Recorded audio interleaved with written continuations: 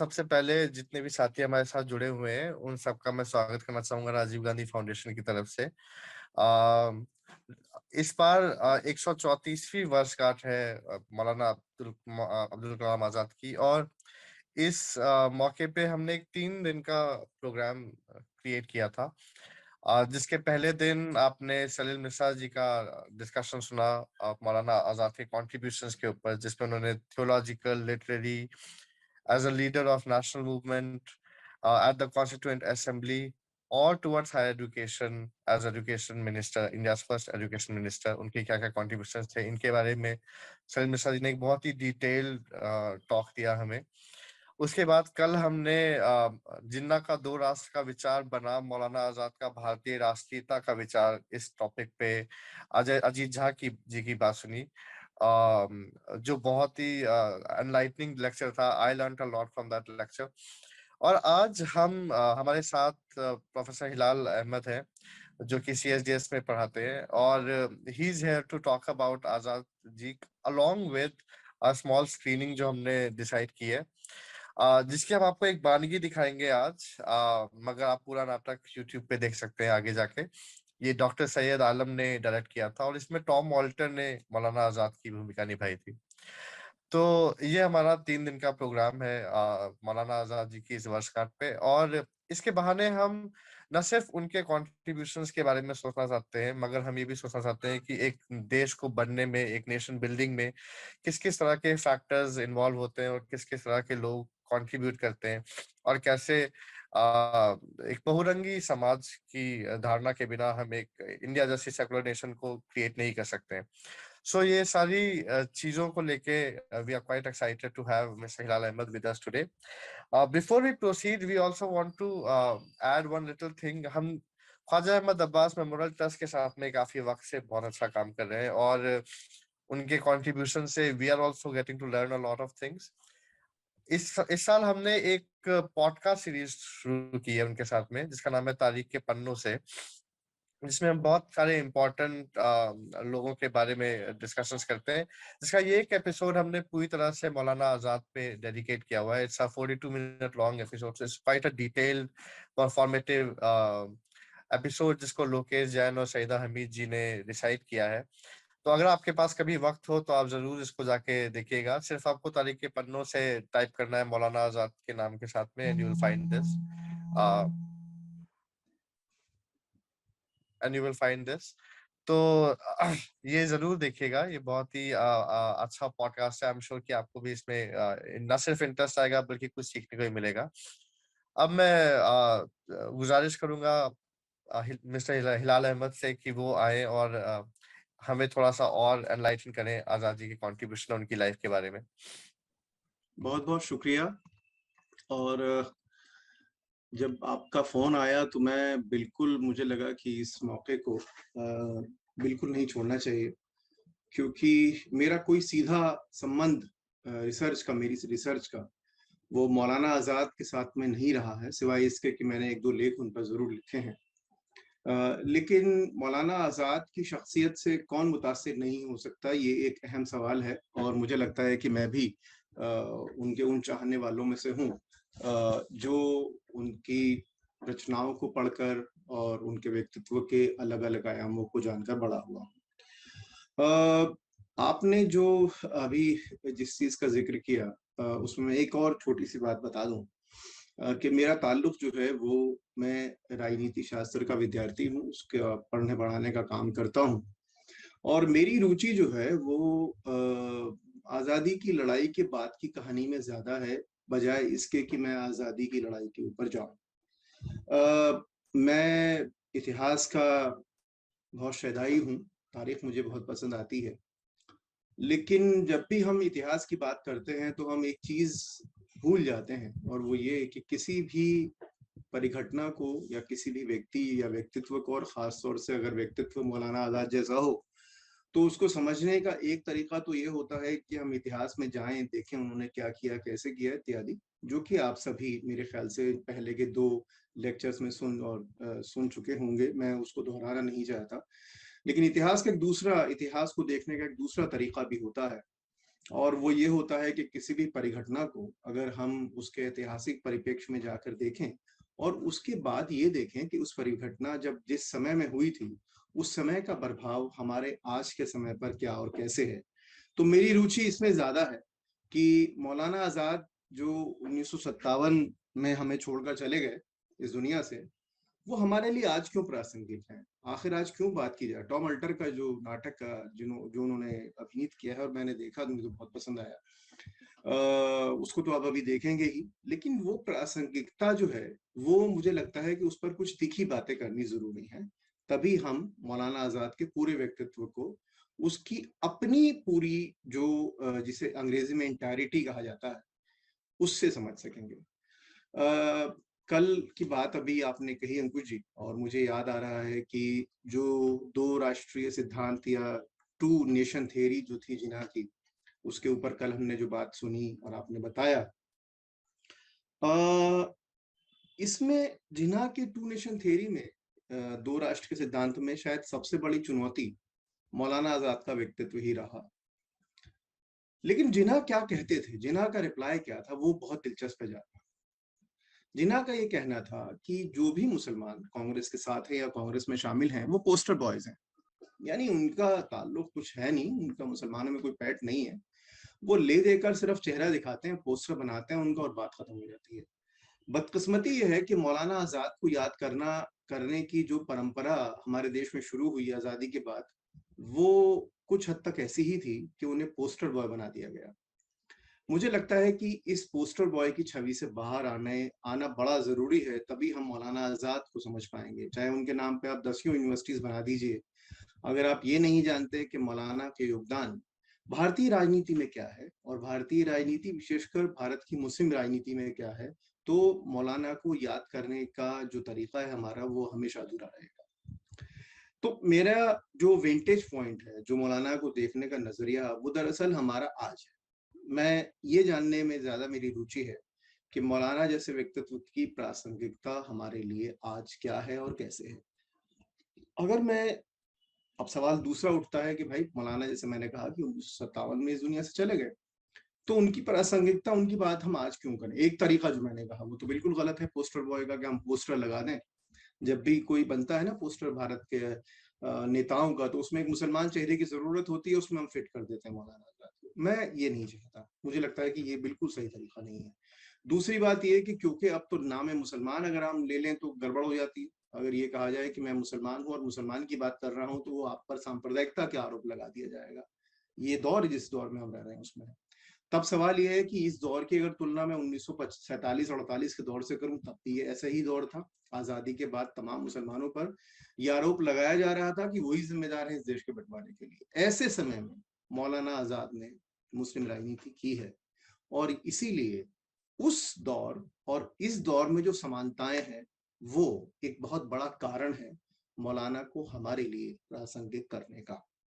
तो मेरी पहली प्रस्तावना, मेरी पहली बात वो यही है कि मौलाना की प्रासंगिकता को समझने के लिए हमें अपने आज को समझना होगा, और मौलाना को एक व्यक्तित्व की बजाय एक पद्धति के तौर पर देखना होगा, एक ऐसा जरिया जिसके साथ चलकर हम अपने आज के सवालों का जवाब हासिल कर सकते हैं। जैसे कि मैंने कहा कि हमारे यहाँ एक बहुत बड़ी परेशानी है कि हम अपने आज को ये मानकर चलते हैं कि हम जानते हैं। अगर मैं वाकई में मौलाना की नजर से देखूं और उनके दौर को देखूं कि उन्होंने अपने दौर को कैसे देखा, 1911-12 से लेकर और 1947 तक, जो कि उनका एक्टिव पॉलिटिक्स का जमाना है, तो ये बात बहुत साफ है कि वो इस बात से कतई तौर पे संतुष्ट नहीं थे कि वो अपने आज को जानते हैं।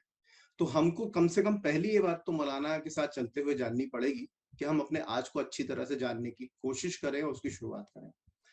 अब हमारे आज के सवाल क्या है, जैसे मैंने कहा कि पहला सवाल तो यही है कि भाई आज जो है वो मुस्लिम राजनीति अपने आप में कटहरे में खड़ी है। ऐसा कहा जा रहा है कि मुसलमानों का तुष्टिकरण हुआ है, ये बात पहले भी होती थी। ऐसा कहा जा रहा है कि एक मुस्लिम वोट बैंक की चीज है। एक ऐसा भी कहा जा रहा है कि मुसलमान जो है वो देशभक्त नहीं है। ये तमाम चीजें जो हैं ये नई नहीं है, हमेशा से घटी रही हैं, लेकिन इनका जवाब मौलाना आजाद की पद्धति से क्या दिया जा सकता है, ये मेरे लिए ज्यादा बड़ा सवाल है। और शायद यही जरूरी है कि मौलाना को हम अपने आज के परिप्रेक्ष्य में रखकर देखें और उनको एक पद्धति की तरह इस्तेमाल करें। अगर मैं ऐसा करता हूं तो मेरे सामने दो तीन चीजें खड़ी होती हैं, दो तीन ऐसे सिद्धांत जो मौलाना ने अपनी जिंदगी में, अपनी छोटी सी आजादी के बाद की जो उनकी जिंदगी है, यानी वो 10 साल जो आजादी के बाद मौलाना आजाद ने हिंदुस्तान में बिताए हैं, आजाद हिंदुस्तान में बिताए हैं, तब वो खाली नहीं थे। तब उन्होंने कुछ ऐसे सिद्धांतों का प्रतिपादन किया और जो उनकी राजनीति है उसने कुछ ऐसी ऐसी चीजों की तरफ इशारा किया जो अपने आप में आज भी बेहद प्रासंगिक हैं, भारतीय राजनीति के लिए भी और भारत की मुस्लिम राजनीति के लिए खास तौर पर।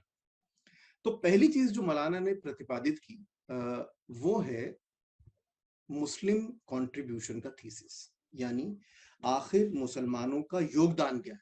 याद रखिए कि मौलाना जो है, जब 1940 में बड़ा उनका रामगढ़ का मशहूर एक उनका भाषण है, मैं भाषण आपके सामने नहीं पढ़ूंगा, यूट्यूब पर है और बहुत सारी जगह पर है, आप उसको देख सकते हैं। मौलाना हमेशा ये बात कहते हैं कि आजाद हिंदुस्तान में मुसलमानों को डरने की क्या जरूरत है, उनकी तादाद इतनी है कि उनको कभी भी एक अल्पसंख्यक मानना ही नहीं चाहिए, वो तो दरअसल दूसरा बहुसंख्यक है।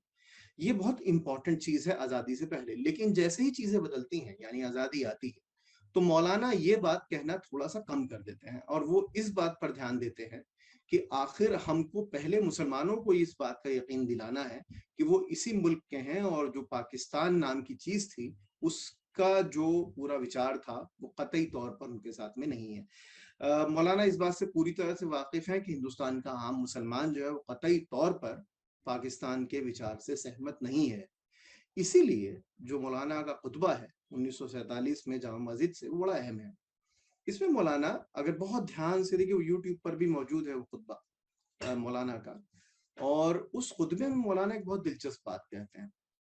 वो ये कहते हैं कि भाई, ये एक जामा मस्जिद नाम की जगह है, ये जगह कहीं ना कहीं पर भारत में इस्लाम का प्रतीक है। चाहे कितने ही पाकिस्तान बन जाएं, आप इस जमीन को उठाकर ले जा नहीं सकते। इस जमीन पर जितने मुसलमानों ने सजदे किए हैं उसको आप, उन सजदों को यहाँ से साफ या मिटा नहीं सकते।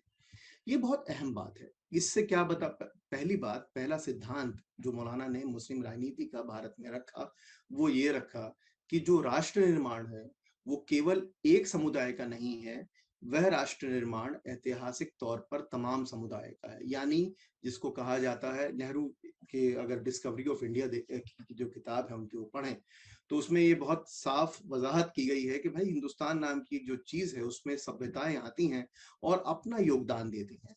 इसमें मुस्लिम सभ्यता जो है उसका योगदान एक अहम योगदान है और ये पहला सिद्धांत प्रतिपादित करते हैं मौलाना 1947 में कि अब पीछे की बात कोई नहीं होगी, अब आगे की बात होगी, राष्ट्र निर्माण की बात होगी।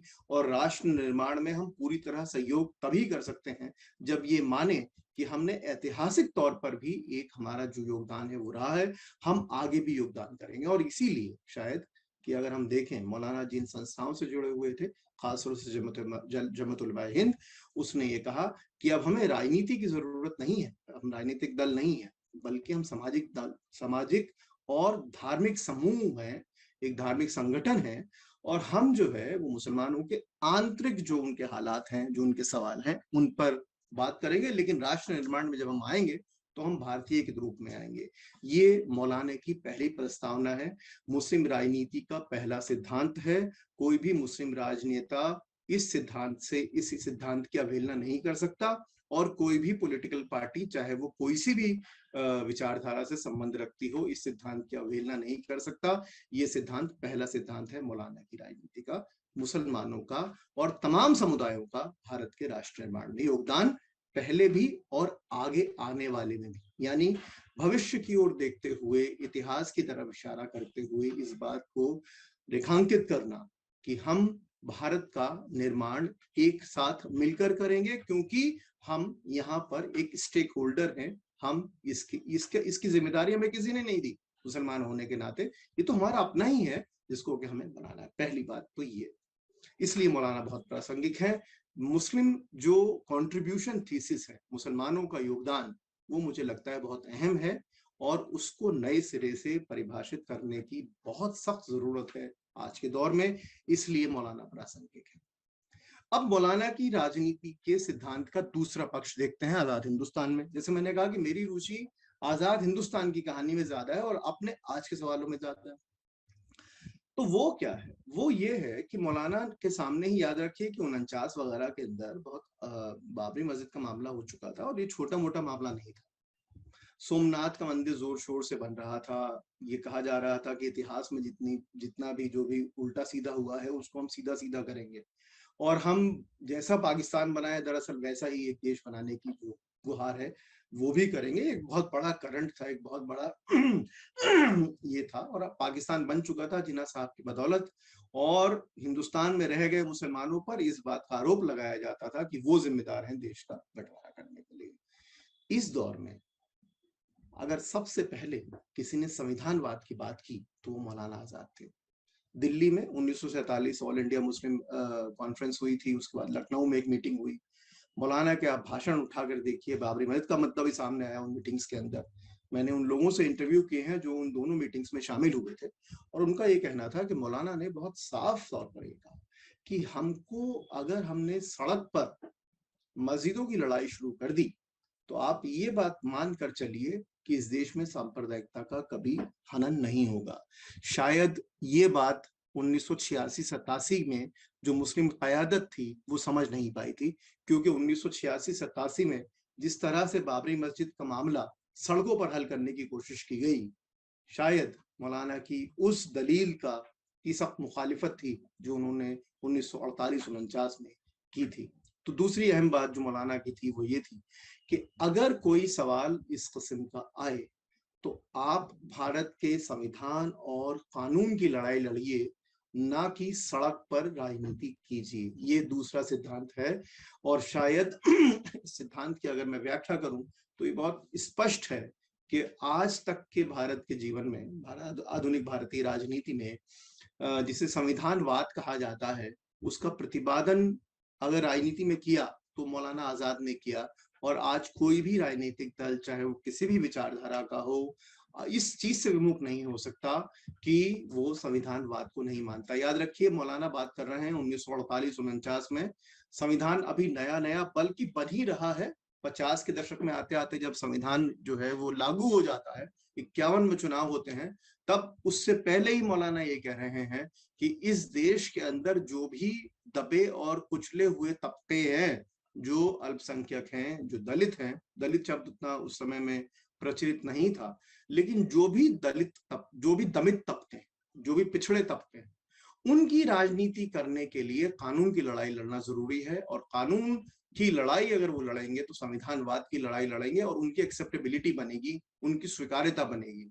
और उसी स्वीकार्यता के लिए ये लाजमी है कि ये लामबंद होने का तरीका, देखिए अंबेडकर की पूजा हमने आज शुरू की है, लेकिन ये बात अंबेडकर भी उस समय कहा करते थे। याद रखिए 46-47 में अंबेडकर भी उतने ही प्रासंगिक हैं। अगर हम देखें अंबेडकर की बात में और आजाद की बात में, तो दोनों ये कह रहे हैं कि जो भी अल्पसंख्यक और पिछड़े तबके हैं, उनकी राजनीति की पहल जो होनी चाहिए वो संविधान के अनुसार होनी चाहिए। उसकी संवैधानिकता जो है उसका एक मूल पक्ष होना चाहिए, तभी वो कामयाब होगी। इस चीज, ये दूसरा सिद्धांत है उनका राजनीति का, जो मुझे लगता है कि आज बेहद प्रासंगिक है। आज बेहद हम अलग अलग तौर पर ये कह रहे हैं कि संविधान में ये वाले अधिकार हैं, संविधान की प्रस्तावना में ये लिखा हुआ है, ये बात हम आज कर रहे हैं। लेकिन इस बात की तरफ इशारा मौलाना ने 1948-49 और 50 के दौर में किया था, उस समय में जबकि संविधानवाद की राजनीति करने की बात अंबेडकर और मौलाना आजाद के अलावा कोई नहीं कर रहा था। नेहरू भी कर रहे थे, नेहरू अंबेडकर आजाद के अलावा कोई भी नहीं कर रहा था। याद रखिए कि 1950 के दशक में भारतीय संविधान जो है उसकी पूजा नहीं होती थी, बल्कि उसकी आलोचना होती थी और हर एक राजनीतिक दल उसकी आलोचना करके ये कहने की कोशिश करता था कि इसमें और बदलाव की जरूरत है। लेकिन मौलाना आजाद, अगर मैं मुस्लिम राजनीति के परिप्रेक्ष्य से देखूं, तो पहले ऐसे व्यक्ति थे, पहले ऐसे नेता थे जिन्होंने इस बात को रेखांकित किया कि जरूरी है कि जो माइनॉरिटीज हैं, अल्पसंख्यक हैं, उनकी राजनीति लीगल कॉन्स्टिट्यूशनल होनी चाहिए, वो कानूनी और संवैधानिक होनी चाहिए। आज कोई मुस्लिम नेता ये नहीं कह सकता, इसके विमुख नहीं जा सकता। तो ये मुस्लिम राजनीति का दूसरा सिद्धांत है। पहला सिद्धांत है मुसलमानों का राष्ट्र निर्माण में योगदान, ये मौलाना की देन है। दूसरा सिद्धांत है मुसलमानों की राजनीति का संवैधानिक होना, ये दूसरा सिद्धांत है, ये भी आज तक कायम है और जरूरी है। मौलाना की राजनीति का तीसरा सिद्धांत है जितने भी दलित तबके, दलित और ऐसे तबके हैं जो पिछड़े हैं, उनकी एकता। और इसमें यदि मैं ये कहूं कि वो मुस्लिम एकता के बड़े समर्थक हैं। अब ये बड़ा विचित्र सा सवाल है। मौलाना आजाद जैसा व्यक्ति, अगर जैसे आपने 2 पिछले लेक्चर्स में सुना ही होगा कि मौलाना आजाद को आप किसी दकियानूसी मौलाना नहीं समझ सकते, वो बड़े प्रोग्रेसिव आदमी है। उन्होंने कुरान की एक आयत पर जो है वो जो लिखा है, मतलब कुरान की जो सूरह फातिहा उसके ऊपर जो उन्होंने लिखा है, तो जो पहले हिस्सा है कुरान का, उसकी जो व्याख्या लिखी है वो अपने आप में उनको दिखाती है, जो लोग चाहें उसको पढ़ सकते हैं, वो उसका अंग्रेजी अनुवाद भी उपलब्ध है, वो पढ़ सकते हैं, वो देख सकते हैं कि ये व्यक्ति जो है ये थियोलॉजी को केवल जो है वो नमाज रोजे तक सीमित नहीं रख रहा, वो हमारे आज के सवालों को डील कर रहा है, वो हमारे आज के सवालों का जवाब देना चाहता है, एक बात। दूसरी बात ये कि मौलाना जैसा व्यक्ति क्या वाकई में, अगर मैं आज के सवालों को उठाकर देखूं, जैसे आज एक बहुत बड़ा सवाल है पासमानदा आंदोलन का, मुसलमानों में जात पात के होने का, इसी तरह से एक बहुत बड़ा सवाल है मुस्लिम महिलाओं का। तो क्या जो मुस्लिम यूनिटी या मुस्लिम एकता की बात मौलाना ने की, तो क्या मौलाना इस तरह के सवालों को बिल्कुल उनसे वो मुंह चुरा रहे थे, ऐसा था? नहीं, बिल्कुल नहीं है। मौलाना की के लेखन में और उस दौर के संदर्भ को अगर हम पूरी तरह से समझें तो ये बात बहुत साफ हो जाती है कि ये जो सिद्धांत है कि तमाम जो भी ऐसे तबके हैं जो पिछड़े हैं, जो शक्तिहीन हैं, यानी उनमें उतनी ताकत नहीं है, ना संख्या बल है ना ताकत है, उनके लिए बेहद जरूरी है कि वो अपने आप को एक साबित करें, यानी एक होमोजेनस एंटिटी, एक ऐसी चीज कि वो एक दूसरे से जुड़े हुए हैं और एक यूनिट है, एक इकाई के तौर पर वो सामने प्रस्तुत हों। मुसलमानों के बारे में मौलाना ने ये बात कही, लेकिन यहीं पर एक और बात की तरफ इशारा करना जरूरी है, और वो ये है कि जब मौलाना मुस्लिम यूनिटी की बात करते हैं तो वो दरअसल 2 स्तरों पर बात करते हैं। एक स्तर है जब मुसलमान जो कि धार्मिक अल्पसंख्यक हैं, और संविधान क्योंकि तमाम धार्मिक अल्पसंख्यकों को कुछ ऐसे अधिकार दे रहा है उनकी भाषा संस्कृति इत्यादि बचाने के लिए, इसलिए मौलाना का ये मानना है कि उनको एकजुट होना चाहिए, और वो जब राज्य से बात करें तो एक समुदाय के रूप में बात करें, ताकि उनको मिलने वाले जो ग्रुप राइट्स हैं, यानी ऐसे अधिकार जो उनको सामूहिक रूप से मिल रहे हैं, उनके ऊपर कोई विरोधाभास ना हो। एक पक्ष मौलाना का ये, एक स्तर ये है जिस पर कि समूह अपने आप को एक यूनिटी, एक इसमें अपने आप को साबित करे। दूसरा स्तर क्या है, वो है आंतरिक मामलों का। मौलाना जो है, याद रखिए, जैसे मैंने कहा कि मौलाना के लेखन को अगर आप पढ़ेंगे तो आपको ये बिल्कुल साफ हो जाएगा कि वो बिल्कुल दकियानूसी नहीं है, प्रोग्रेसिव व्यक्ति हैं, और वो अपनी जो उनकी प्रोग्रेसिव थिंकिंग है, जो उनकी प्रगतिशील जो विचार है, वो इतने इतने सीमित नहीं है, इतने जुड़े हुए नहीं, वो खुलने वाले हैं। तो इसलिए मौलाना ये कहते हैं कि जो आंतरिक समस्याएं हैं मुस्लिम समाज की, उन आंतरिक समस्याओं को भी हल करने की पहल करनी चाहिए। और इसीलिए अगर हम देखें तो एक चीज तो उन्होंने पहचान ली थी बहुत जल्दी, और वो थी शिक्षा। मुसलमानों की अशिक्षा या उनकी शिक्षा की बदहाली को लेकर मौलाना की चिंता बहुत ज्यादा थी। तो उनको ऐसा लगता था कि शिक्षा एक ऐसा माध्यम है जिसके रास्ते पर चलकर जो और दूसरे, जो देखिए हर समुदाय के बीच में एक शक्ति संरचना होती है, और वो शक्ति संरचना वर्ग, जाति, लिंग, इन आधारों पर बटी होती है। मुसलमानों में भी ऐसा ही था। और जब हम मुसलमानों की बात करते हैं तो हम बात कर रहे हैं बहुत बड़े तबके की, यानी भारत की 15% आबादी की। वो आबादी एक नहीं है, वो आबादी में अलग अलग तरह की संरचनाएं हैं, अलग अलग तरह के मुसलमान हैं। ऐसे में इस विविधता को मौलाना एक आंतरिक विविधता मान रहे हैं। तो यानी कि मौलाना 2 स्तर पर बात कर रहे हैं। एक स्तर ये है कि हम जब बाहर, ये समुदाय, मुसलमान समुदाय जब राज्य से बात करेगा तो अपने आप को एक दिखाएगा, लेकिन अगर मुसलमान समुदाय अपने आप को अंदरूनी तौर पर देखेगा तो वो इसी तरह से भाषाई, धार्मिक और जाति, इन सब सवालों को उसको एड्रेस करना पड़ेगा, इसका जवाब देना पड़ेगा और इसके रास्ते निकालने पड़ेंगे। मौलाना ये बात कहकर, मौलाना ने अपनी जिंदगी में, क्योंकि उनकी आजादी के बाद की जिंदगी सिर्फ 7 साल की है, इस बात को कहकर मौलाना की वफात हो गई और मौलाना के 3 सिद्धांत हमारे पास रह गए। अब इन 3 सिद्धांतों को जैसे ही याद रखिए कि भारत में जो चुनावी राजनीति है, चुनावी राजनीति ने इन तीनों सिद्धांतों को अपने हिसाब से ढाला। कैसे ढाला ये मैं बताकर फिर अपनी बात को खत्म करूंगा। पहली बात थी कि भाई लीगल कॉन्स्टिट्यूशनल, जो पहली चीज है मौलाना की के लेखन में, वो है मुस्लिम एकता, मुस्लिम कंट्रीब्यूशन, यानी मुस्लिम योगदान। तो ये मुस्लिम योगदान एक तरीके से देखा जाए तो ये एक्चुअली फिर वास्तव में एक पोस्टर बनाने की मुहिम सी बन गई कि जैसे ही अगर आप कोई पोस्टर बनाएंगे तो उसमें एक कुतुब मीनार खड़ा कर दीजिए, जनता खड़ा कर दीजिए, तो एक ये हो गया। इस तरह के योगदान से कभी भी देश में वास्तविक एकता स्थापित नहीं होती। लेकिन चुनावी राजनीति के लिए क्योंकि आपको ऐसा करना था, तो इसलिए तमाम जो दल थे वो इसी तरह से एक मंदिर एक मस्जिद उसको मिलाया, एक पोस्टर बनाया और अपना काम खत्म कर दिया, ताकि वो ये सिद्धांत तो रहा लेकिन इस सिद्धांत के जो ऊपर राजनीति थी वो बिल्कुल उल्टी होनी शुरू हो गई।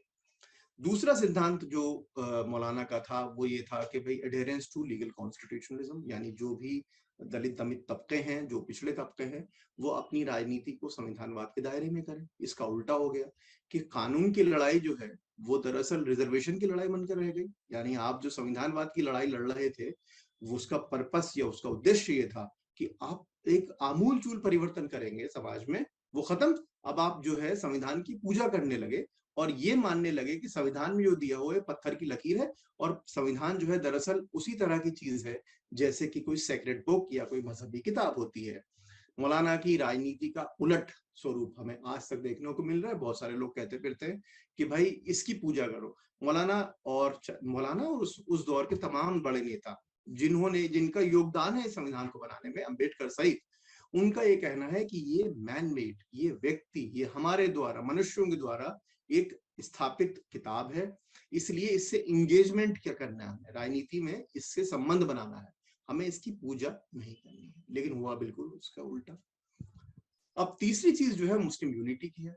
जैसे जो नया अभिजात वर्ग मुसलमानों में था और खास तौर से जो अशराफ वर्ग था, वो इतना ताकतवर बन गया कि उसने ये मानना छोड़ दिया कि मुसलमानों में जाति जैसी भी कोई चीज हो सकती है। उसने ये मानना छोड़ दिया कि मुसलमानों में 3 तलाक जैसा भी कोई मुद्दा हो सकता है। उसने ये मानना छोड़ दिया कि मुसलमानों में अमीरी और गरीबी का सवाल भी हो सकता है। और इसका नतीजा ये हुआ कि मुस्लिम एकरूपता की जो छवि थी उसने दोनों तरह की सांप्रदायिकता, एक तरफ मुस्लिम सांप्रदायिकता पनपी, 70 के दशक में इमाम बुखारी उसका बहुत बड़ा उदाहरण है, 70 और 80 के दशक में, और इसी तरह से हिंदू सांप्रदायिकता जो कि आज अपने पूरे चरमोत्कर्ष पर है। तो इसका मतलब ये हुआ कि सिद्धांत एक होते हैं, सिद्धांत दिए जाते हैं, लेकिन सिद्धांत केवल सिद्धांत होते हैं। उनकी व्यवहारिकता को अगर हम छोड़ देंगे तो वो किसी भी और दिशा में जा सकती है। तो अगर हम अपने आज के समय में इन सभी चीजों को दोबारा से रखकर देखें तो ये मेरे मन में मुझे ऐसा लगता है कि ये जो 3 सिद्धांत हैं मौलाना के, ये मेरे हिसाब से मौलाना की राजनीति को समझने का एक तरीका हो सकते हैं और उन्हें हमारे लिए, हमारे आज के सवालों के लिए बहुत प्रासंगिक करते हैं। तो मैं अपनी बात को यहीं पे खत्म करता हूँ। बहुत बहुत शुक्रिया। शुक्रिया हिलाल जी। बहुत ही कोहेरेंट तरीके से आपने मौलाना के कंट्रीब्यूशन को बताया और उनकी प्रासंगिकता को भी अंडरलाइन किया। सो उसके लिए बहुत बहुत शुक्रिया। और बहुत बहुत शुक्रिया इसलिए भी कि आपने थ्योरी और प्रैग्मेटिक की जो डाइकोटमी होती है उसे थोड़ा सा पाटने की कोशिश की और उन दोनों के बीच के एफिकेसी को दिखाया। बहुत बहुत शुक्रिया उसके लिए। अगर किसी के पास कोई सवाल है हिलाल जी के लिए। मौलाना अबुल कलाम आजाद जिस तरह से फ्रीडम फाइटर के लीडर रहे, मुस्लिम उम्मा में उस तरह से एक्सेप्टेबल क्यों नहीं हुए, जबकि वो बासलाहियत, बाअमल, इल्म से और से जो मसावात इस्लाम का असल था कि हर इंसान तो रहमतुल्लिल आलमीन की उम्मत है, तो उनको लोगों ने क्यों नहीं उस तरह से एक्सेप्ट किया। लेकिन बांग्लादेश पार्टीशन के बाद फिर लोगों ने एक्सेप्शन किया और वही लोग आज फिर उनकी मुखालफत में खड़ा होकर सड़कों पे एहतजाज कर रहे हैं, जो चीज हमको अदालत, कानून और संसद और असेंबली के अंदर करना था। जी, बहुत अहम सवाल है खुर्शीद साहब, बहुत बहुत शुक्रिया, बहुत ही जरूरी सवाल है। लेकिन जैसे मैंने अभी जो अपने लेक्चर के आखिरी, हाँ, तो बिल्कुल जैसे मैंने कहा कि ये आपकी पूरी तरह से मुत्तफिक हूँ आपके इस सवाल, बल्कि सवाल नहीं है तो कमेंट है।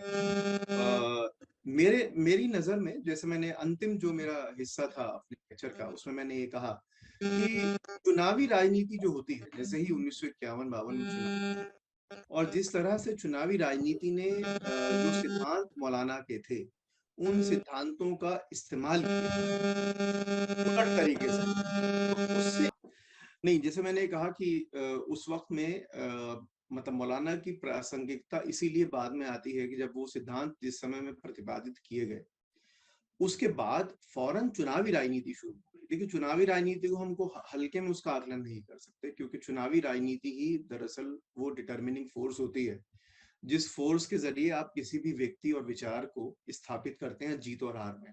अगर मैं लगातार चुनाव जीतता रहूं तो मैं कुछ भी बोलूं वो एक्सेप्टेबल हो जाएगा। लेकिन मौलाना के व्यक्तित्व की सबसे बड़ी खूबी जो थी वो ये थी कि वो धारा के विरुद्ध तैर रहे थे।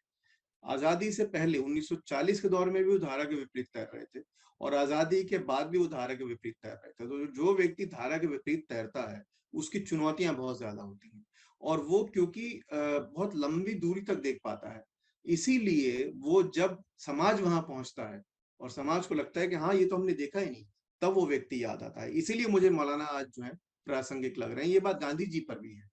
भाई गांधी जी आज जो है वो एक तो सरकारी गांधी है हमारी, इस पर हर कोई बात करता है, लेकिन दूसरे गांधी जो है वो जन आंदोलनों के गांधी हैं। वो बात कह रहे हैं जो कि आज हम जाकर आए, हमें लगता है कि हाँ ये बात तो सही है। तो इसलिए धारा के खिलाफ तैरने वाला व्यक्ति की चुनौतियां अलग होती हैं, और मौलाना उन्हें उन चुनौतियों को स्वीकार किया, और वो उन चुनौतियों को, इसीलिए देखिए आपकी बात में एक जवाब भी छुपा हुआ है, वो है शिक्षा। मौलाना का जो जो जो मौलाना का इम्फेसिस है, जो मौलाना ने जिस चीज पर बहुत बल देकर अपनी बात कही है, वो है शिक्षा। और उनको ऐसा लगता था कि अगर हम जिसे कहते हैं वो दिमाग को रोशन कर देती है तालीम, अगर उसको दिया जाएगा तो फिर शायद हो सकता है कि जो चीजें लोगों को भी समझ में नहीं आ रही हैं वो बाद में समझ। हिलाल साहब, बहुत ही आप वक्त और हालात के मुताबिक अपने आर्टिकल को पढ़ा। ये प्रताप भाई, बहुत बहुत शुक्रिया कि आज के मौजूदा हालात में थैंक यू। जरूरत है। हिलाल साहब, हमारी और विजय भाई से एक रिक्वेस्ट है, या एक समझिए कि छोटा सा मशवरा है। आज हमने इस टॉपिक की वजह से अपने वर्चुअल कोर्ट से अभी अलग होकर भी किया, क्योंकि यहाँ हाईकोर्ट वर्चुअल चलता है फ्राइडे। ये मौलाना हुसैन मदनी, मौलाना हसरत मोहन, मौलाना हिफ्जुर रहमान या मौलाना आजाद, ये सब मौलाना थे। लेकिन आज उम्मत को इन मौलानाओं की जरूरत है, इस तरह के जो मुल्क का सोचे, कौम का सोचे। उम्मत अलग है, कौम अलग है, मुल्क अलग है, और यही फलसफा की जरूरत है। और इन उलमा को निकल के बाहर आना चाहिए कि हम हिंदुस्तानी मुसलमान भारत के लिए सारे छोकरों को, सारे बहकावे को छोड़ा आज भी नहीं बढ़ते। बिल्कुल, मैं पूरी तरह मुत्तफिक हूँ आपकी बात से, बिल्कुल मैं मुत्तफिक। उलमा को थोड़ा आप नहीं कहिए कि देखिए, आए, और नहीं मैं मुझे हजरत देखिए मोहानी, मुझे नहीं, मैं मौलाना आपकी हुसैन बात से बिल्कुल मदनी। मुत्तफिक हूँ। हाँ नहीं, मैं खुर्शीद भाई, मैं आपकी बात से पूरी सिर्फ मैं ये कहना चाहता हूँ कि जो देखिए हम तो सब, मैं तो यहाँ जो बात थी, यहाँ हम लोगों की जो बातचीत थी वो मौलाना की प्रासंगिकता पर थी, उनके रिलेवेंस पर थी। लेकिन आपकी जो बात है वो बहुत बहुत इंपॉर्टेंट चीज है। उसके लिए मुझे लगता है कि अलग से हमें एक कोई बैठना पड़ेगा, उस पर बात करनी पड़ेगी, क्योंकि वो जरूरी सवाल है। और उस सवाल पर मैं छोटा सा जवाब दे दूं, क्योंकि सारे जवाब तो किसी एक इंसान के पास हो नहीं सकते। दरअसल हम सबको बैठकर इस पर बात करें, ये अहम सवाल है, और मुझे लगता है कि इसको हमको हल्के में नहीं लेना चाहिए। बहुत बहुत शुक्रिया। बहुत बहुत शुक्रिया खुर्शीद जी। शुक्रिया इलाज साहब, बहुत बहुत शुक्रिया आपका इस टॉक के लिए, और ये सारे कॉन्वर्सेशन के लिए भी। बहुत इम्पोर्टेंट और रिलेवेंट डिस्कशन था ये, बहुत सारे लेवल्स पे। खुर्शीद जी, आपके सवाल के लिए भी बहुत बहुत शुक्रिया। अब हम चलते हैं हमारी स्क्रीनिंग की तरफ। एक बहुत ही खूबसूरत सा नाटक है जो डॉक्टर सैयद आलम ने डायरेक्ट किया था, जिसमें टॉम वॉल्टर ने एक्टिंग की थी। और उसके कुछ अंश हम आपको दिखाना चाहते हैं, क्योंकि हमें लगा कि आज मौलाना साहब का जन्मदिन है, तो उनकी कहानी एक थोड़ी नाटकीय तरीके से भी आपको देखने को मिले, बहुत अच्छा होगा। तो मैं अरुण जी से गुजारिश करूंगा अगर वो उसके कुछ अंश दिखा सके हमें। सामीन, प्ले मौलाना आज़ाद में आपका खैर मकदम है। ड्रामे का पस मंज़र 1955-56 है, यानी मोबाइल इजाद नहीं हुआ है। जहाँ तक मुझ कम इल्म का ताल्लुक़ है, कैमरा इजाद हो चुका है, लेकिन फ्लैश इजाद नहीं हुआ है। बच्चे भी इजाद हो चुके हैं, लेकिन वालिदैन के काबू में रहते हैं। गरज ये कि गुजारिश है,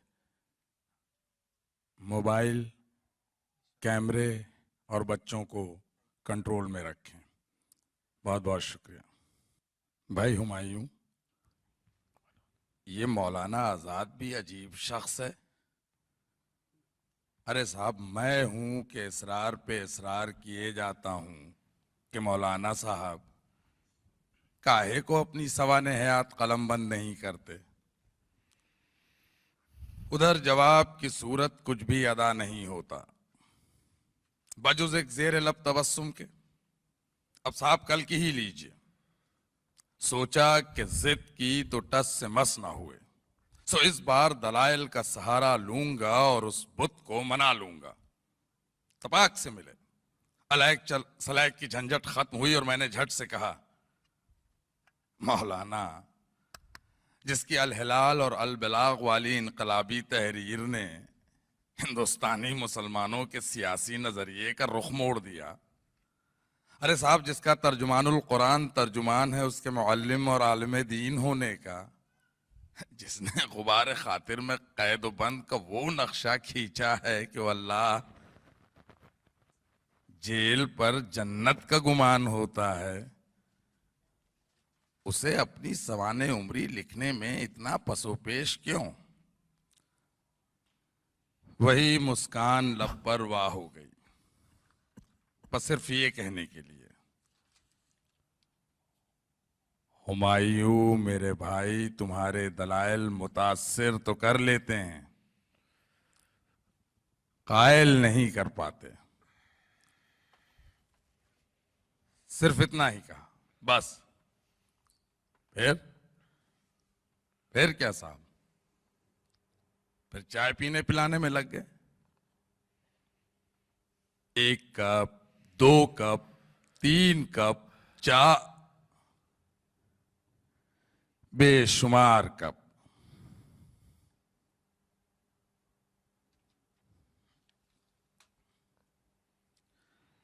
न जिद काम आई न दलाइल, काम आए हजरते गालिब। मिलने की गरज से गया था और सोफे के कोने में बैठा मौलाना का इंतजार कर रहा था कि वो कुछ बोलते हुए अपने ड्राइंग रूम में तशरीफ लाए।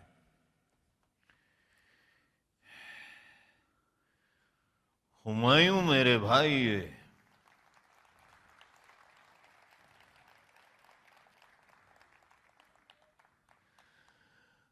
हुमायूं मेरे भाई, जद्दोजहद आजादी भी अजीब काफिर जद्दोजहद थी। ये तो मैंने जुमला मुकम्मल ही नहीं होने दिया। बात आजादी की लड़ाई के धारे में बह निकलने को थी। मौजू और मुनासिब मौका था, कह बैठा, मौलाना साहब, सिर्फ मुझे ही नहीं बल्कि आने वाली नस्लों को भी ये हक हासिल है कि आजादी हिंद की दास्तान उस शख्स से सुन सके जिसने वो दास्तान तहरीर भी की और जो उसका एक अहम किरदार भी रहा। कुछ तो कहिए कि लोग कहते हैं, मैं जानता हूं कि गालिब मौलाना की कमजोरी है। शर्त ठहरी साहब, इस बार बोले बिना न रह सकेंगे।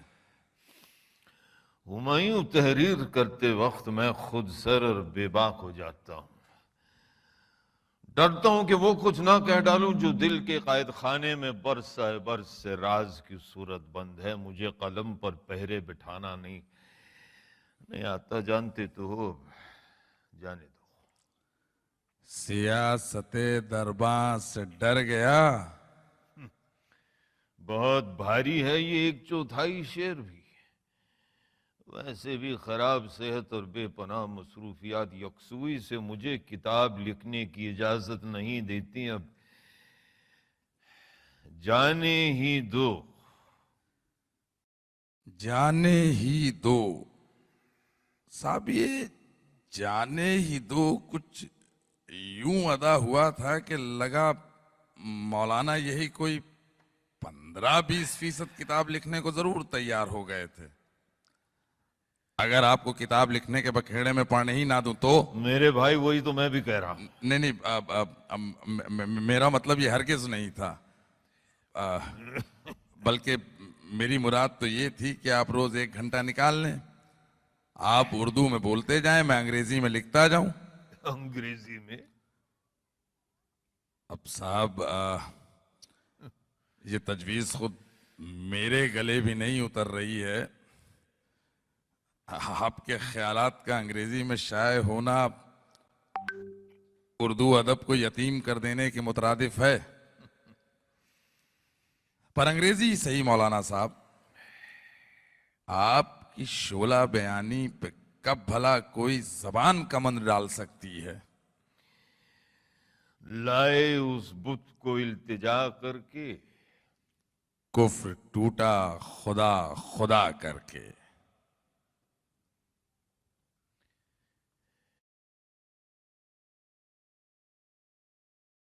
अरुण जी, इसका पार्ट 2 भी दिखाइए। नए हयात को दोहरा रहा हूं मैं, कि अफसाने हयात को दोहरा रहा हूं मैं, यूं अपनी उम्र रफ्ता को लौटा रहा हूं मैं।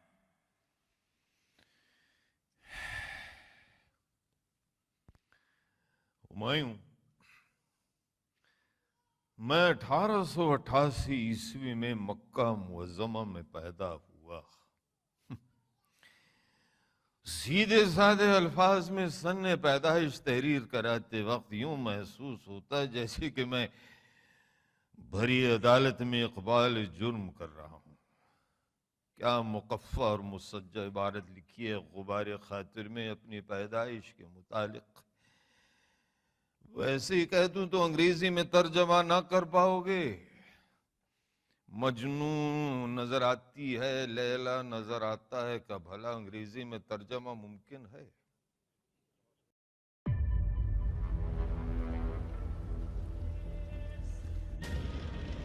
सर, पैटर्न्स हमारे लिए एक बुरी खबर है। हमारी एजेंसी की क्या इंटेल है? ये पता लगाने के लिए पाकिस्तान में हमारे एजेंट्स नहीं है। क्या काम है? ऐसा करो कि यूं लिखो, मेरे वालिद जनाब खैरुद्दीन साहब अभी बचपने की दहलीज के कुछ इधर या कुछ उधर होंगे कि उनके वालिद आलिम अरवाह को कूच कर गए।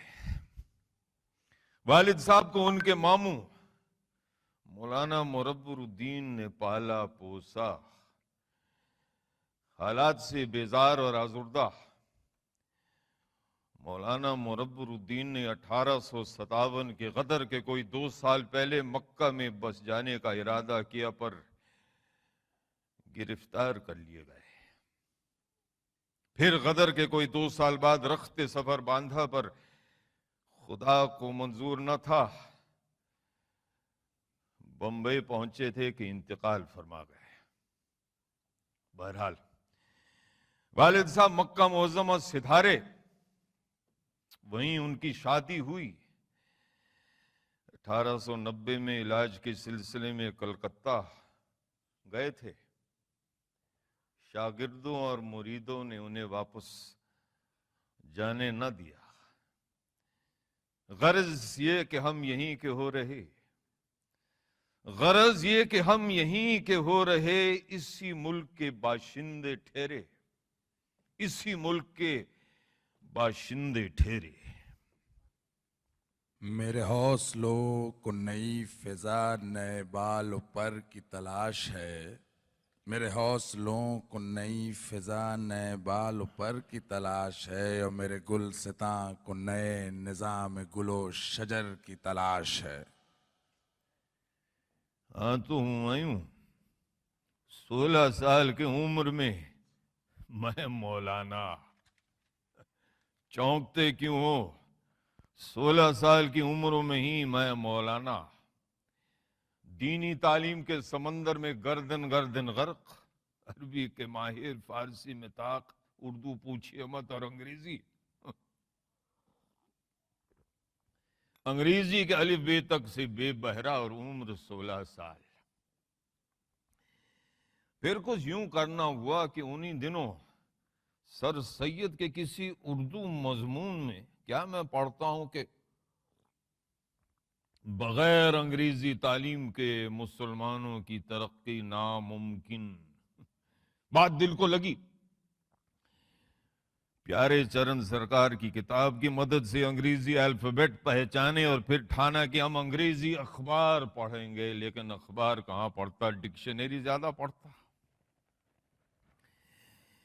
फिर एक शाम बाइबल उठा ली और मामला यहां तक आ पहुंचा कि मगरबी फलसफा और तारीख तक पढ़ डाला। दिलो दिमाग में एक इनकलाब सा बपा हो गया। आगे जरा गौर से लिखें। ये वो जमाना था जब मैं एक अजीब व गरीब ज़हनी कश्मकश से दो चार था। घरेलू तालीम और तरबियत ने मुझे जिस रंग में ढाला था, मैं उसी का ही मुनकिर हो चला था। बागियाना ख्यालात थे कि जहन में समाये चले आ रहे थे। था तो मैं मौलाना, मगर लफ्ज मजहब से ही मुतनफिर था। समझ नहीं आता कि हर मजहब को यह खुश फहमी क्यों कि वही सच्चा है और बाकी सारे मजाहिब झूठे।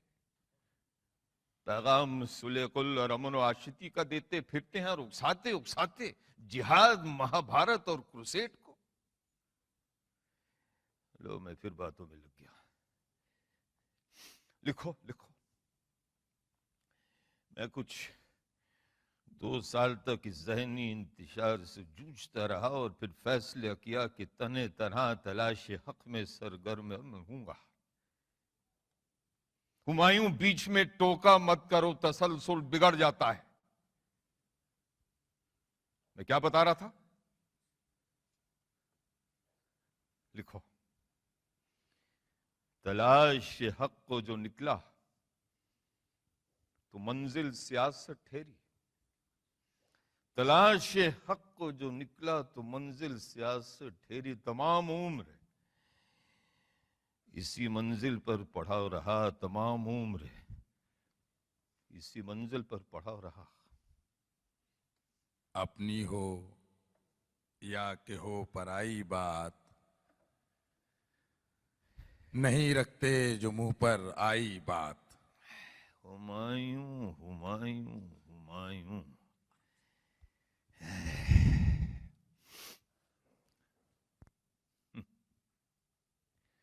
आओ मेरे भाई, आओ आओ आओ। वालेकुम अस्सलाम। बखैर वाफियत? शुक्र है रब्बुल आलमीन का। हुमायूं, जरा मुझे माफ करना, तुम्हारी जगह बैठा मैं तुम्हारा ही इंतजार कर रहा था। क्या है कि तुमने ये 2-4 जुमले जरा गलत लिख डाले थे, उन्हें मैं दुरुस्त कर रहा था। अब आइए, अपनी जगह बैठिए। आइए, कुर्सी जरा आगे को खिसका लीजिए ना। चलिए ठीक है, तो ठीक से ये बताइए कि आज का मौजूए सुखन क्या है? वाह, बहुत खूब, बहुत खूब। तकसीम बंगाल। दिमाग हाजिर है लिखना शुरू कर दीजिए, आज खूब खूब लिखना होगा। 1905 में लॉर्ड कर्जन ने बंगाल का बंटवारा कर दिया। मकसद था बंगाली हिंदुओं पर जबर तशद्दुद और मुसलमानों पर खास नजर इनायत। मैं जरा उस तरफ बैठ लेता हूं। मुसलमानों पर खास नजर इनायत। हजरत बेमफील फुलर साहब हम मुसलमानों को अंग्रेजों की पसंदीदा बीवी कहा करते थे। I'm running the new Mac OS Ventura, but what's this? The old clutter, those unsorted apps. Should have cleaned. लिखो मेरे भाई लिखो। मैं लाख मुसलमान सही, पर मुझे अंग्रेजों की ये नजर इनायत वाली पॉलिसी एक आंख ना भाती थी। शायद यही वजह रही होगी कि बंगाल के हिंदू इनकलाबी लीडरान हैरत में पड़ गए जब मैं यानी कि मुसलमान आजादी की जंग में शामिल हुआ। उन दिनों ये ख्याल आम था कि अंग्रेज और मुसलमान शीरो शक्कर है। सच भी तो है मेरे भाई, सच भी तो है। मुसलमान थे भी अंग्रेज दोस्त। गिरां गुजरता इस तरह के जुमले लिखवाते, लेकिन मैं क्या करूं। हिंदुस्तान में क्या, तमाम दुनिया में यही मशहूर था। उन्हीं दिनों में जो मिस्र, ईरान, इराक, तुर्की वगैरह गया था, तो हर मुसलमान मुलाकाती मुझसे यही पूछ बैठता कि मौलाना, हिंदुस्तानी मुसलमान अंग्रेज नवाज क्यों, जरा बताइए। मुंह का मजा कड़वा हो गया और चाय पीनी पड़ेगी। तुम तो पीते ही नहीं हो। गजब करते हो मेरे भाई, गजब करते हो। कम से कम मेरे साथ। तुम्हें मालूम है कि जिंदगी में जिन जिन लोगों से मेरी दुश्मनी रही है वो चाय नहीं पीते। पी लीजिए मेरे भाई, पी लीजिए। ये वाइट जासमीन है, एक बार मुंह लग जाती है तो फिर बदचलनी की तरह नहीं छूटती। क्या खूब कहा कि छूटती नहीं है मुंह से ये काफिर लगी हुई। या यूं कहिए कि बेगम के इंतकाल के बाद अल्लाह मरहुमा को करवट करवट जन्नत नसीब करे। यही चाय और सिगरेट ही मेरी मुंह से गमख्वार है। फर्क यह कि चाय और सिगरेट की तरह बेगम मेरी सेहत के लिए मुजिर न थी। सफात के सफात लिख डाले चाय पर, गुबार खातिर में अंदाजन 22 सफात। मरहुमा की तारीफ और तौसीफ में दफ्तर के दफ्तर लिख डालते, लेकिन उस वक्त वो जिंदा थी। और आज मैं लिखूं भी तो किसके लिए लिखूं। शेरवानी साहब भी तो ना रहे। लीजिए, मरहुमा भी खत्म हो गई, चाय भी खत्म हो गई। वाह। जिक्र बंगाल का चल रहा था और बात बेगम के धारे में बह निकली। हुमायूं, तुम टोकते क्यों नहीं हो। क्या खूब कहा कि मैं आपको कैसे टोकूं। आपका अंदाजे तखतुब सहरजदा कर देता है। वाह साहब वाह, आप मेरी तकरीर के यूं मत कर रहे हैं, और हसरत साहब मेरी तहरीर की यूं कि जब से देखी है अबुल कलाम की नस्र, नज़्म हसरत में कुछ मजा ना रहा। ये तो मक्ता में आ पड़ी है, सुखन गुस्तराना वाली बात हुई। अब कहाँ नज़्म हसरत में जमाल और विसाल के चरखारे, और कहाँ आजाद की नस्र के पैमाने में गमे दौरान। अच्छा, ये जरा बताइए कि आज अचानक दिल अदबी गुफ्तगू की तरफ क्यों मायल हो रहा है। चलिए, आप कहते हैं तो ठीक ही कहते होंगे कि गालिब की तरह मेरा भी है अंदाज बयां। और दरअसल मेरे भाई, मैं एक मखसूस तर्ज तहरीर का मूजिद भी हूं और कतील भी हूं। गुबार खातिर के कुछ हिस्से पढ़कर सुनाता हूं। आप बैठे रहिए, बैठे रहिए।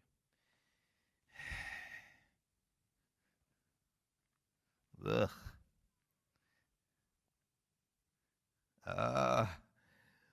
मायूं ये वो खत है जो मैंने चाय की रोशनाई से लिखा था। वाह। हम पर जफा सितर के वफा का गुमा नहीं, कि हम पर जफा सितर के वफा का गुमा नहीं। एक छेड़ है वगर न मुराद इम्तिहान नहीं।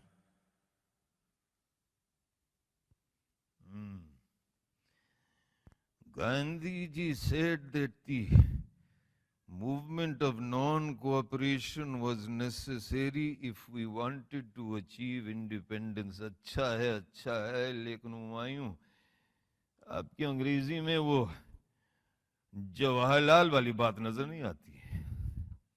नहीं, आप बैठे रहिए, मैं जरा उस तरफ बैठ लेता हूँ। चहलकदमी करते करते मैं थक सा गया। Hey, are you a business owner? If yes, I have some questions for you. Who is handling? हरगिज नहीं, बिल्कुल नहीं, कतई नहीं। आप फिर मुझे बातों में लगा लेंगे। उस दिन की तरह बात शुरू हुई थी बंगाल से और खत्म हुई बेगम पर। मैं चाय और सिगरेट साथ साथ क्यों पीता हूं, इसका जवाब नवाब सदियार जंग को लिखे मेरे खत में तफसील से मिलेगा। खत की नकल अजमल खान साहब के पास महफूज है, उनसे ले लीजिए। कुछ लिखना भी है या नहीं? नॉन कोऑपरेशन तहरीक, वाह साहब वाह। मार्च सितंबर 1920 के कांग्रेस इजलास में लाला लाजपत राय और सी.आर. दास को छोड़कर सभी ने गांधी जी की नॉन कोऑपरेशन तहरीक की पुरजोर हिमायत की। दिसंबर तक ये दोनों हजरात भी मान गए, नहीं माने तो सिर्फ मिस्टर जिन्हा। तबीयत में कुछ गिरानी है, पांव पे सार नहीं पड़ेंगे। हाँ, तो ये वो नागहानी दिन था मेरे भाई मिस्टर जिन्हा का कांग्रेस पार्टी छोड़ देने का दिन। हाँ, तो ये वो नागहानी दिन था जब हकीकतन तहरीक पाकिस्तान की बुनियाद पड़ी। आप फिल वक्त ये जुमला ना लिखिए, मैं तारीख को गवाह की सूरत पेश नहीं कर पाऊंगा, लेकिन जरा सोचिए तो, ना मिस्टर जिन्हा कांग्रेस पार्टी छोड़ देते और ना ही पाकिस्तान वजूद में आता। क्या क्या ना कर गुजर गया वो धान पान शख्स। वायूं कभी कभी तन्हाई में बैठकर मुझे ये ख्याल आता है कि क्या पिछली निस्फ सदी की हिंदुस्तानी तारीख दो दुबले पतले गुजरातियों के ही इर्द गिर्द घूमती है। और ये मिस्टर जिन्हा का मामला तो खासे की चीज है, नफ्सियात का मौजू। मजहब इस्लाम से बेबहरा एक अदद पारसी बीवी का शौहर सुनते हैं कि पोर्क जैसी हराम शय खा लिया करते थे और उन्होंने मुसलमानों के लिए एक अलग मुल्क बना डाला। उनका कायद कहलाया कायद आजम। एक मजे की बात बताऊं, मिस्टर जिन्हा को कायद आजम बनाने का सहरा कुछ हद तक हमारे गांधी जी के सर भी बनता है। वो शख्स जो 1920 की दिहाई में अपनी सियासी पहचान खो चुका था, उससे ही गांधी जी ने हजारों लाखों मुसलमानों का लीडर तस्लीम कर लिया। उसकी इज्जत अफजाई और आओ भगत में लगे रहे, यहां तक कि जाती मुलाकात और खतो किताबत के सिलसिले में उसे कायदे आजम से मुखातिब करते। अब जब गांधी जी खुद कायदे आजम का ढिंडोरा पीट रहे थे, तो क्या गलत कि हिंदुस्तानी मुसलमान भी उसको उसी रूप में देखता था।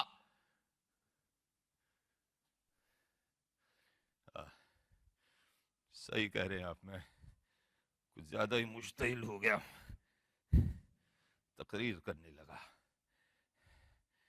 चलिए, लिखना है तो यूं लिखिए। कुछ अंग्रेजों की मसलहत, कुछ गांधी जी की हिम्मत अफजाई, कुछ मिस्टर जिन्ना की अपनी लफ्ज़िशें और बहुत कुछ मुसलमानान हिंद की नाकबत अंदेशी। मिस्टर जिन्ना कायदे आज़म बने, पाकिस्तान बना। खैर, ये सब रहने ही दीजिए। नॉन कोऑपरेशन मूवमेंट, उन दिनों गांधी जी ने तमाम मुल्क का दौरा किया, मैं उनके साथ साथ रहा। इधर नॉन कोऑपरेशन तहरीक ने खूब जोर पकड़ा और उधर हम सब के सब जेल की नजर हुए। वाह साहब वाह, क्या क़ैद नसीब हुई। मैं, सियादास और वरिंद्रनाथ अलीपुर जेल के यूरोपियन बोर्ड में इकट्ठा बंद हुए। हम तीनों दिन और रात हिंदुस्तान की सियासी मुस्तकबिल पर गुफ्तगू करते, और बदनसीब अंग्रेज था जो समझता था कि उसने हमारे सियासी मुस्तकबिल के पर कतर लिए थे। हुमायूं, तुम भी क्या अजीब शख्स हो। दास्तान आजादी, वो भी आजाद की जबानी लिखने बैठ गए। कितने वाकयात हैं मेरे भाई, कितने वाकयात हैं। क्या क्या लिखवाऊं और क्या क्या रहने दूं। क्यों दरिया को कूजे में बंद करना चाहते हो। दरअसल मेरे भाई, मैं जो कहना चाहता हूं वो मसलहत कहने से रोक लेती है, और मुनसफी मसलहत से। अच्छा, ये बताइए कि आप क्या कहती हैं। खासे शातिर निकले आप, सब कुछ कहलवा लेना चाहते हैं। लेता हूं मकतब गम दिल में सबक खुनूस। वाह साहब वाह। चलिए, कांग्रेस के सेक्युलर किरदार को चोट पहुंचेगी तो यही सही, कलम उठाइए और लिखना शुरू कर दीजिए। 1937 के इलेक्शंस के बाद हिंदुस्तान की बेशतर रियासतों में कांग्रेस की हुकूमतें बनी। ये वो जमाना था जब मुस्लिम लीग हम पर इल्जाम तराशी में पूरे जोरों शोर से महब थी। अरुण जी, और इल्जामात की नौयत कुछ यूं कि कांग्रेस हिंदुओं की जमात है और खुसूसन मुसलमानों के साथ तफरीक बरतती है। अब मेरे भाई, मैं इसी वक्त इन तमाम इल्जामात को झूठा, लग़व और मुहम्मल ठहराऊं, अगर मुझे अपने कांग्रेस की एक आध लफ्ज़िशें याद ना आ जाए तो सुनिए। मगर आप सुनेंगे क्यों, आपको तो सब मालूम है।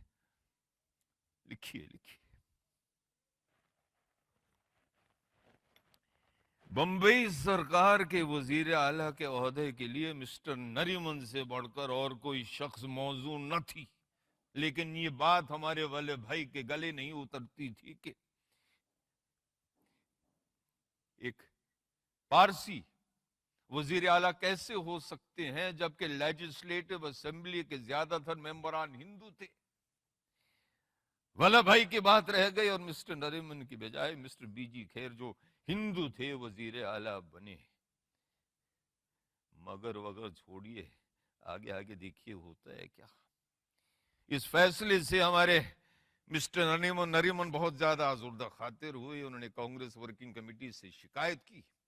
उस वक्त जवाहरलाल प्रेसिडेंट थे, और मेरा ख्याल था क्या बल्कि है कि मजहबी तहस्सुब कभी जवाहरलाल को छूकर भी नहीं गुजरा। लेकिन उस meeting, thank you Arun ji.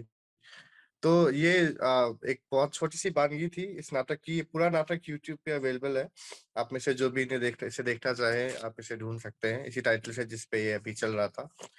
और जैसे कि आप देख सकते हैं, इस नाटक में बहुत ही इंटरेस्टिंग तरीके से जो भी कॉन्वर्सेशंस हमने लास्ट 3 दिन में किए हैं, उनका आपको एक छोटा सेक्शन रिफ्लेक्ट करने के लिए मिल गया होगा। स्पेशली जिन्ना की टू नेशन थ्योरी को से जुड़ा हुआ सेक्शन था ये, जो आपने देखा।